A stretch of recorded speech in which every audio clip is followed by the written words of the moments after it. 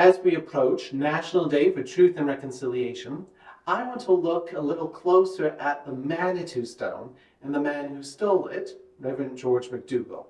I've been researching Reverend McDougall, even going so far as to look up his personal notes at the Glenbow Archives at the University of Calgary. I'm trying to understand what happened when he stole the Manitou Stone and why he took it. What scares me most about that moment is that Reverend McDougall never thought he was doing anything wrong. First, what's the Manitou Stone? It was a meteorite that fell outside of Hardisty, Alberta. It has spiritual significance to many First Nations and was a meeting spot for ceremonies. In the 1860s, Methodist missionary George McDougall arrives in Alberta with his family. The McDougall family will have a big influence on Alberta, and they played a role in persuading First Nations here to sign Treaties 6 and 7. In August of 1869, while at a mission that he set up outside of Edmonton, McDougall writes about the Manitou Stone, saying, "For ages the tribes of Blackfeet and Cree have gathered their clans to pay homage to this wonderful Manitou.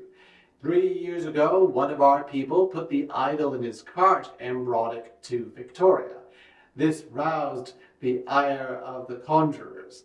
They declared that sickness, war, and decrease of buffalo would follow the sacrilege.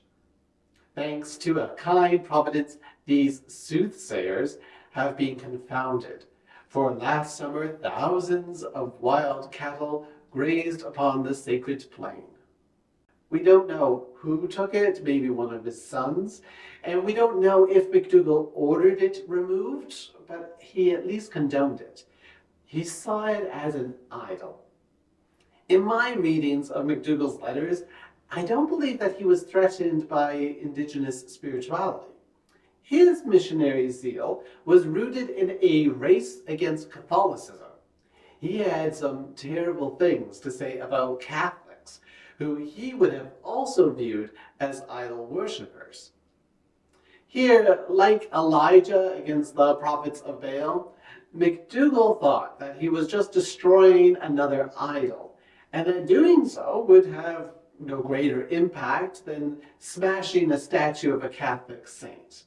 Because the prophesied desolation didn't occur immediately, McDougall assumed that he successfully dispelled a superstition. The irony is that 4 years later, for being a significant number in Cree teachings, they did suffer terrible pestilence, famine, and the death of the buffalo. McDougall himself lost 3 of his daughters to smallpox. We can only speculate at McDougall's motivations, but we know from the rest of his life and writings that it wasn't done out of malice or greed. He was convinced he was doing something good. And this is the key part for us settlers to recognize as we work towards reconciliation.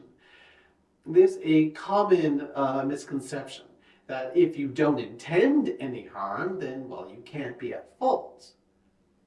For that reason, a number of people in our churches have struggled with making a confession to Indigenous peoples back in 1994. But I like the way that our confession addressed that sentiment. It said, "In our cultural arrogance, we have been blind to the ways in which our own understanding of the gospel has been culturally conditioned.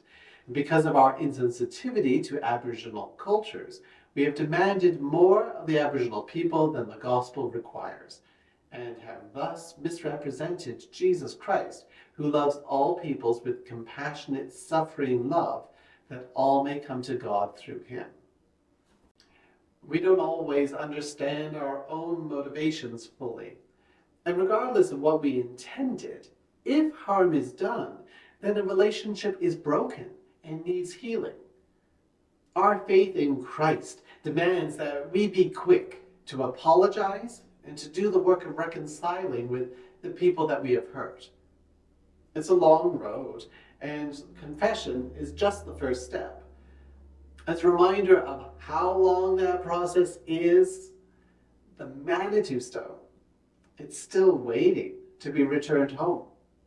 Although our provincial government promised to repatriate it, the stone still waits in the Royal Alberta Museum. At our General Assembly this year, our denomination affirmed its support for the return of the stone and donated to organizations that are engaged in that effort. If you can get to downtown Edmonton, I encourage you to go visit the Manitou at the Royal Alberta Museum. It's free to do so whenever the museum is open. And as you sit with it, pray for all that it symbolizes. May its restoration be one more step in restoring our relationship with First Nation, Métis, and Inuit people.